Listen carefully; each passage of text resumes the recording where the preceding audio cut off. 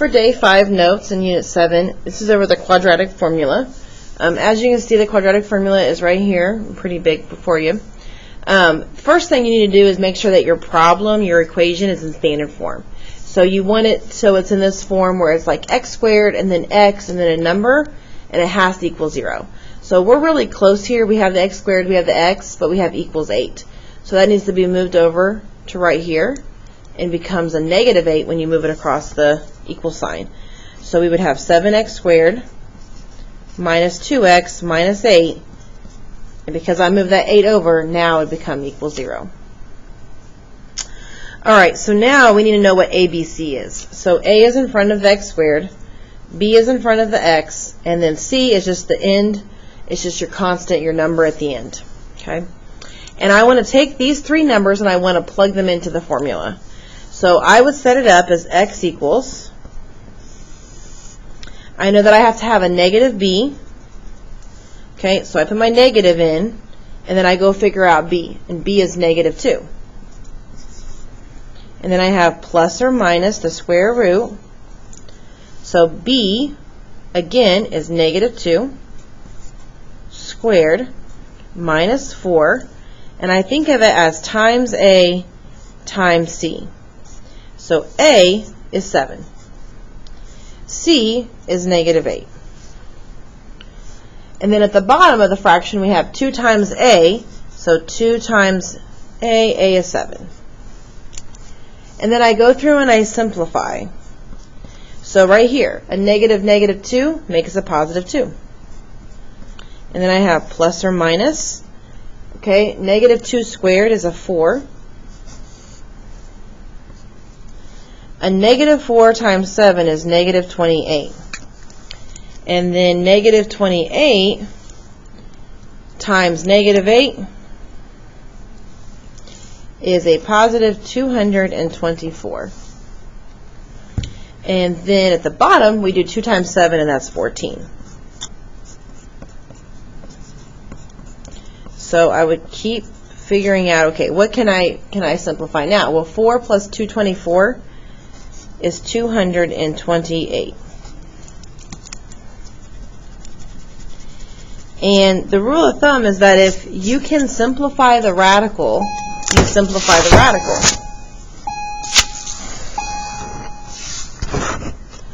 Alright, so for the 228, let me just work it out right here. 228, that breaks down. We could go with 8 and 28. Oh, no, we can't. Let's go with, let's just try out some numbers. So, 228, okay, so 4 times 57.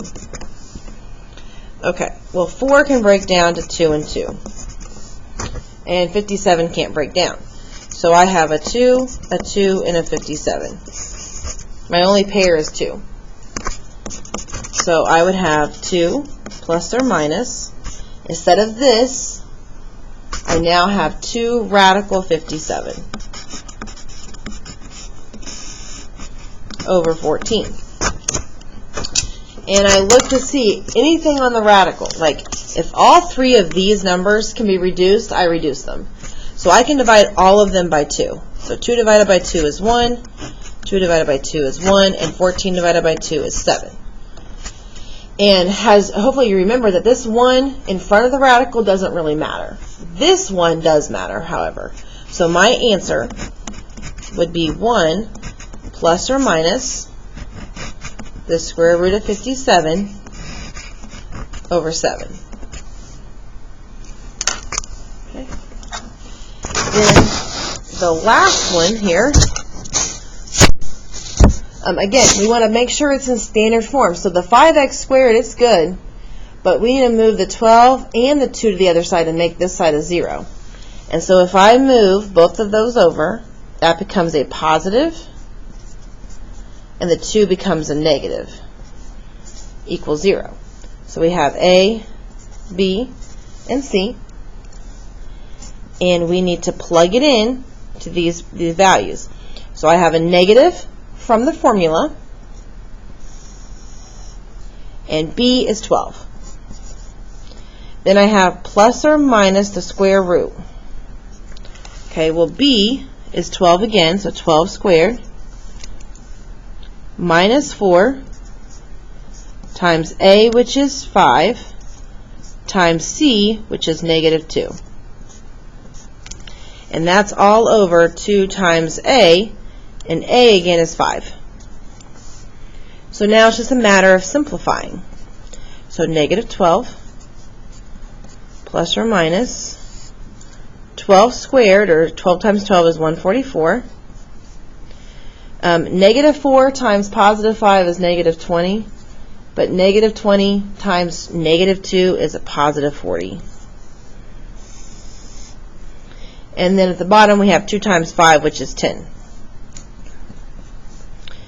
So I have negative 12 plus or minus 144 plus 40 would be 184, and then over 10.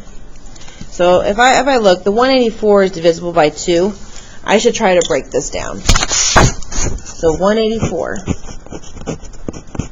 Okay, so 184 is divisible by 2, and that gives me 92.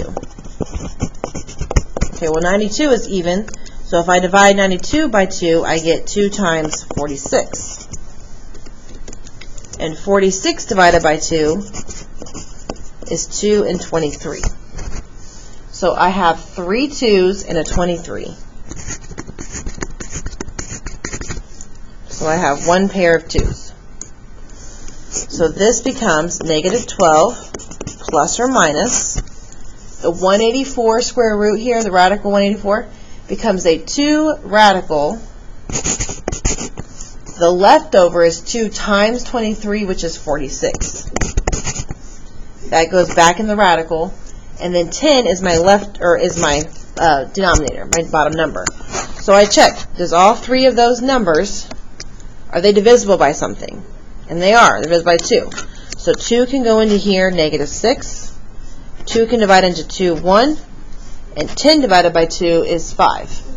Again, we don't need that 1 in front of the square root. So my solution is negative 6 plus or minus the square root of 46 divided by 5.